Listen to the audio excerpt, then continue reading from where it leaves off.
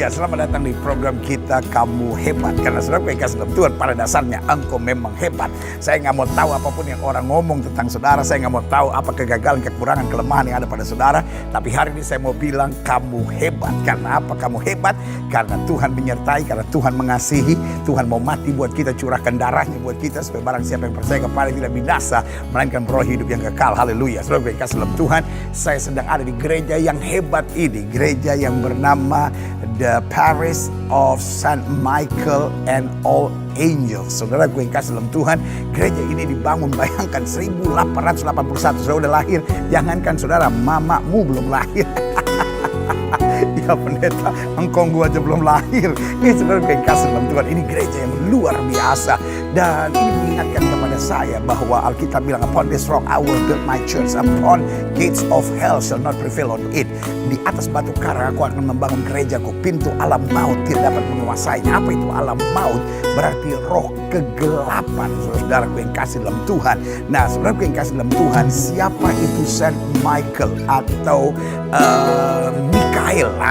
Malaikat Mikael. Saudara gue yang kasih dalam Tuhan, bersama dengan saya kita mau mengupas tentang fungsi dari malaikat Mikael atau malaikat pimpinan perang, saudara, iya kan, untuk mengalahkan setan-setan. Nah, saudara gue yang kasih dalam Tuhan, satu kali di tahun 1992 sekitar bulan September, Oktober begitu, saya berjumpa dengan seorang yang berumur waktu itu mungkin masih sekitar 17 tahun dan 17-18 tahun. Nah, saudara gue yang kasih dalam Tuhan, hari ini beliau jadi hamba Tuhan yang banyak dikenal, khususnya dalam pelayanan setan-setan. Nah yang menakutkan buat saya, karena kita dengan tim waktu itu melayani, ada istri saya lalu ada tim pelayanan juga di sana, dan kita melayani selama kira-kira 1,5 jam sampai 2 jam, mengusir setan-setan dalam tubuhnya, dalam hidupnya, segala ilmu keluar.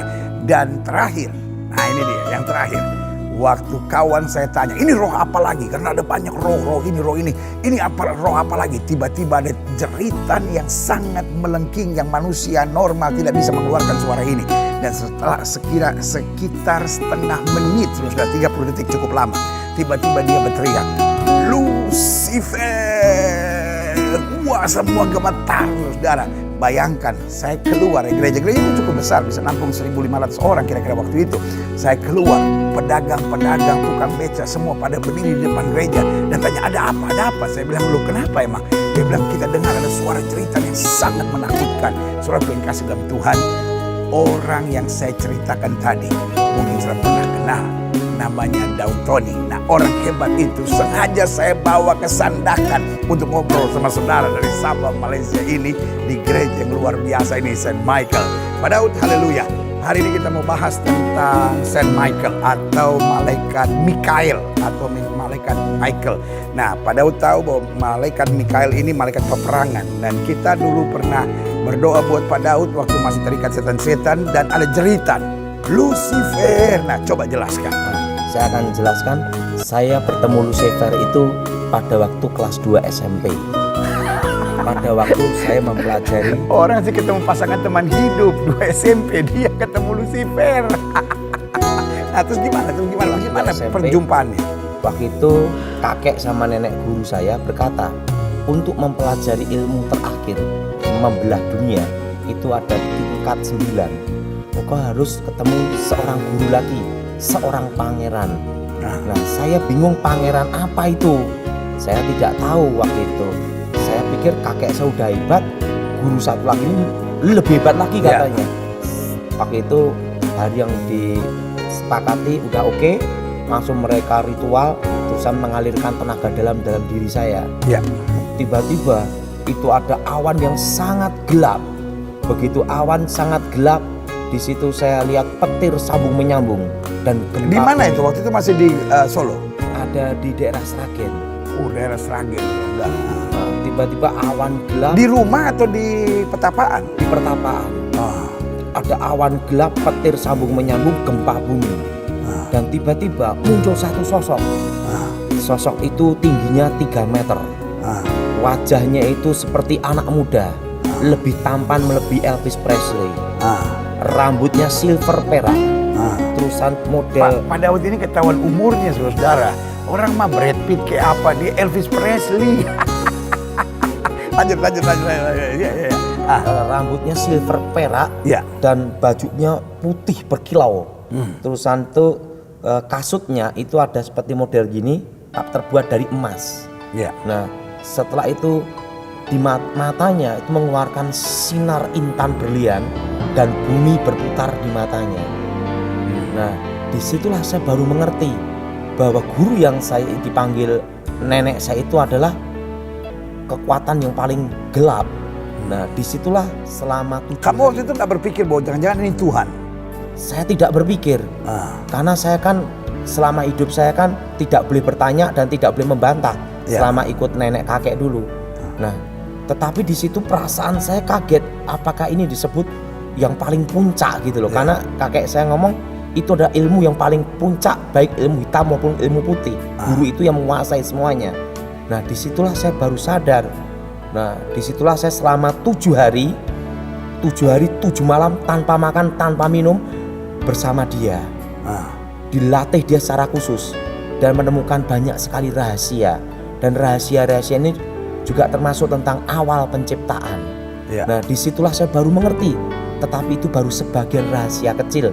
Karena banyak rahasia-rahasia dalam diri saya yang hilang setelah saya kalah, hilang ingatan 1 tahun itu. Nah, suatu rahasia yang sangat mengejutkan, baru saya mengerti bahwa guru saya yang disebut kakek saya itu adalah dulunya adalah malaikat. Nah, disitulah saya baru mengerti bahwa sebelum Tuhan menciptakan manusia, yang paling awal yang diciptakan itu malaikat. Malaikat yang diciptakan Tuhan itu adalah yang pertama, malaikat terkuat namanya Michael. Yang kedua adalah Gabriel, penghulu para malaikat. Dan yang ketiga, diciptakan malaikat yang lebih mulia, lebih hebat, lebih dahsyat, melebihi malaikat-malaikat yang lain, bernama Luciel. Nah, Luciel ini dekat dengan Tuhan. Dan Luciel ini adalah pemimpin pujian penyembahan. Dan secara otomatis tahu banyak rahasia tentang Tuhan. Nah, karena tahu banyak rahasia tentang Tuhan, Lucifer ingin menjadi Tuhan. Karena merasa tahu semua rahasia tentang Tuhan, terjadilah pemberontakan, peperangan di surga yang berpihak pada Tuhan 2/3, yang melawan Tuhan 1/3. Nah, Lucifer yang melawan Tuhan memimpin pemberontakan 1/3. Nah, Michael dan Gabriel bertarung ada di surga, dan peperangan itu ada di surga. Dan Lucifer kalah karena kalah dikeroyok malaikat dan kalah karena kekuatan kuasa Tuhan. Dan Lucifer dibuang ke bumi, jadilah pangeran kegelapan yang namanya disebut iblis. Dan dia malaikat khususnya bagian pujian penyembahan. Iya. Wow, jadi saudaraku yang kasih dalam Tuhan, saudara bisa lihat di sini kalau bicara tentang pujian penyembahan itu bicara tentang musik, bicara tentang nyanyian, bicara tentang lagu. Dan kalau kita lihat hari-hari ini di dunia modern, pada waktu kalau kita perhatikan kan banyak musik, banyak lagu, banyak lagu-lagu dunia mengarahnya pada seks, mengarahkan pada drugs, mengarahkan pada hal-hal jahat, mengadakan pada penyembahan-penyembahan berhala. Bagaimana itu? Ada suatu rahasia yang sangat rahasia bahwa semua mantra itu semua harus ada alunan musik dan ada tangga nada. Maka musik itu sebelum saya bertobat disebut tangga nada para dewa. Dan hipnotis pun juga mempelajari dengan musik. Mantra pun juga musik. Musik bisa mempengaruhi jiwa seseorang masuk ke gelombang otak.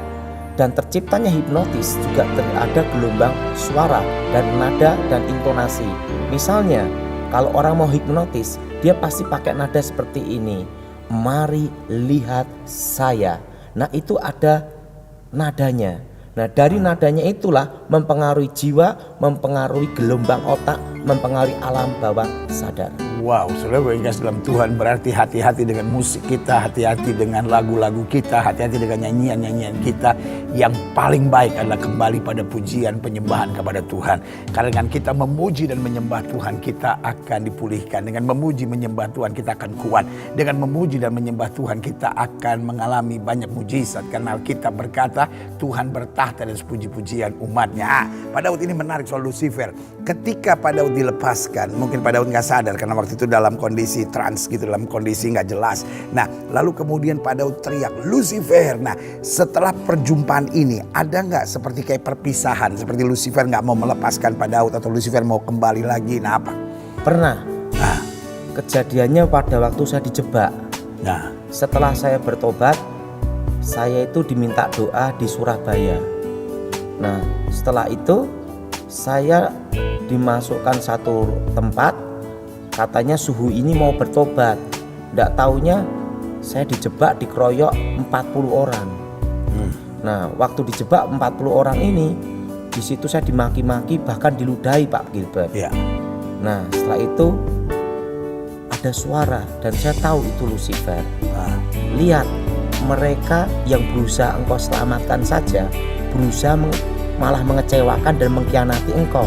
Bahkan orang Kristen yang engkau bela pun tidak ada gunanya, bahkan mengkhianati engkau. Nah, Sandia berkata lagi, apakah aku pernah mengkhianati kamu? Nah, waktu itu saya berkata demikian, sekalipun Tuhan tidak pernah nolong aku pun saya tidak mau ikut kamu, gitu. ya. Nah, tapi saya percaya Tuhan selalu menolong saya.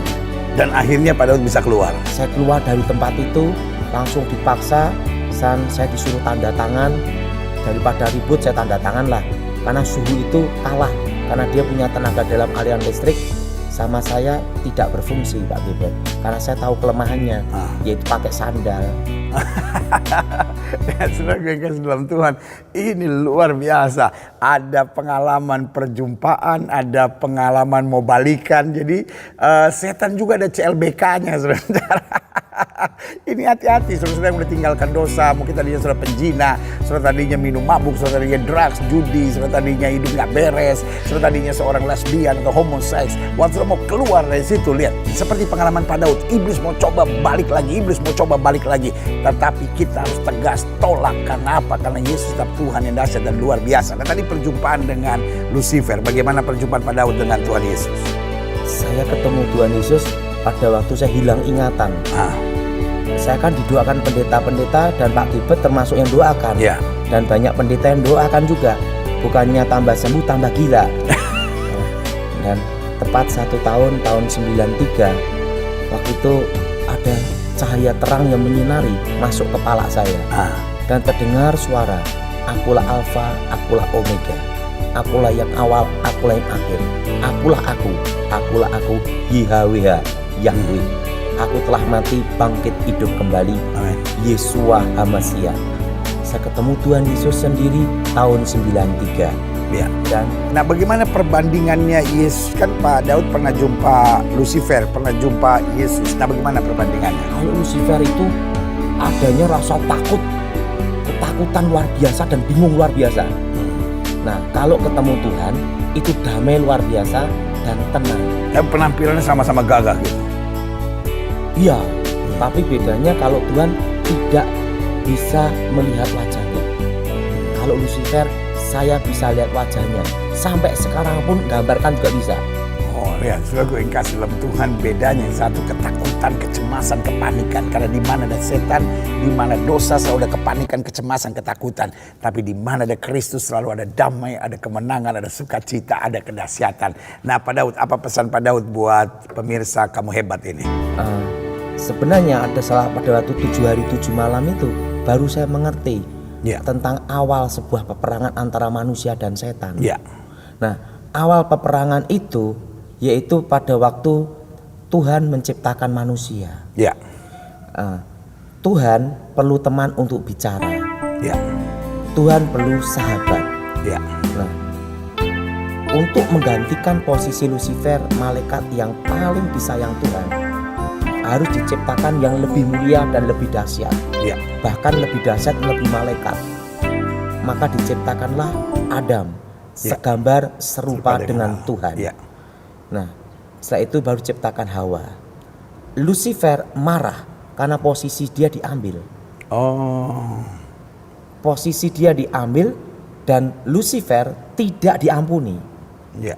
Nah, Lucifer pakai ular untuk menjatuhkan Adam dan Hawa. Nah, yang jadi pertanyaan, kenapa manusia diampuni, setan tidak? Ya. Nah, Lucifer memberontak kepada Allah dari keinginannya sendiri, merencanakan memberontak melawan Tuhan. Ya. Nah, sehingga Tuhan tidak mengampuni. Nah, manusia tidak ada keinginan melawan Tuhan. Ya. Manusia tidak merencanakan pemberontakan, tapi manusia dibujuk, digoda setan untuk melawan Tuhan. Makanya manusia diberi kesempatan pengampunan. Haleluya. Seperti kasus pembunuhan. Pembunuhan berencana, hukumannya mati, maksimal mati, minimal seumur hidup.